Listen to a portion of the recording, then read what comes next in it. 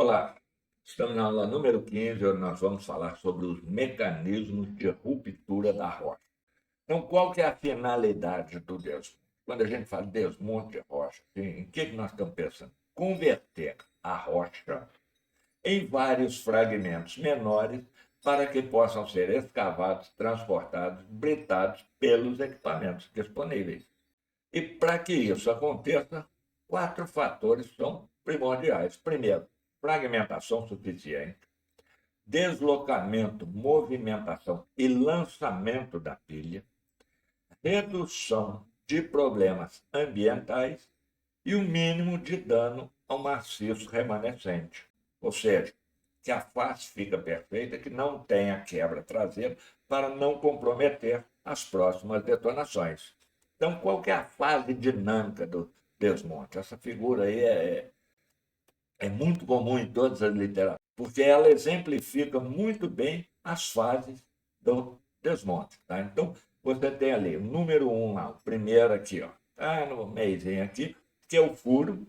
Depois você tem a zona hidrodinâmica, a zona plástica, a zona fraturada e o quinto aqui, a zona sísmica e elástica. Né? Então, a fase dinâmica do processo de fragmentação corresponde à ação das ondas de choque, inicia pela deflagração da reação química do explosivo termodinamicamente instável, a passagem da onda de tensão em volta do furo estabelece o quê? Um estado de tensão semiestática.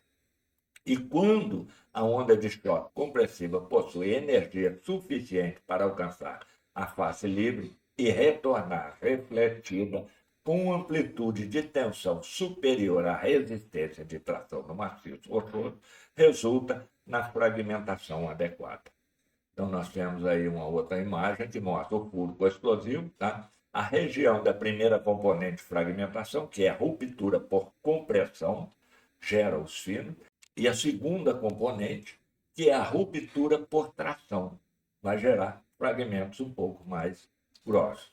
Tá? Então, a fase semiestática trata-se do trabalho mecânico realizado durante o processo de expansão ou descompressão dos gases da detonação. Ao percorrerem pelas fendas, então, quando você tem o início da detonação, a primeira coisa que se cria ali são fendas. Tá? E esses gases que são gerados pela detonação, quando percorrem essas fendas e microfissuras resultantes da fase dinâmica, tá? Eles fazem o quê? Eles vão preenchendo essas fendas assim e forçando, tá? Aumentando essas fraturas. Assim, eles separam a parte do maciço rochoso em fragmento de rocha. E o fraturamento radial? Então, você tem a fase 2. Quando as tensões superam a resistência dinâmica, porque o maciço também tem a resistência dele, mas aí o explosivo tem uma força muito maior, tal, e essas tensões vão superar a resistência no maciço, tá? A tração da rocha inicia-se o que? A formação de uma zona densa de fraturas radiais ao redor da zona triturada que rodeia o furo. E a pressão da frente da onda de choque, que se expande de forma cilíndrica, atinge valores acima de 18.000 atm, superando a resistência dinâmica à compressão da rocha, provocando a destruição da sua estrutura intercristalina e intragranular. Então, vocês podem ver que as fraturas aí, umas caminham em direção às outras, as ondas de choque, essas imagens são fantásticas, tá? Não precisaria ter, só observando ali você entende claramente o que está acontecendo durante a detonação. E a reflexão da onda de choque, tá? Então, quando a onda vai em busca da uma face livre, tá? Ela chega na face livre, parte dessa onda é refletida e volta. Uma parte se perde, a outra é refletida e volta. Essa volta dessa onda de choque e em contato com as ondas de choque que ainda estão caminhando em direção à face livre, provoca o quê? Cisalhamento e provoca o quê? A fragmentação. Então, quando a onda de choque alcança a superfície livre, são geradas uma onda de tração e outra de cisalhamento. E parte dessa onda vai refletir e voltar ajudando na fragmentação. Vamos entender aqui, tá, a extensão e abertura das fendas radiais. Então, se a distância entre a face livre e o furo estiver calculada corretamente, tá, de acordo com o plano de fogo que você elaborou, a porção do maciço compreendida entre os dois sofrerá forte expansão e será lançada para frente.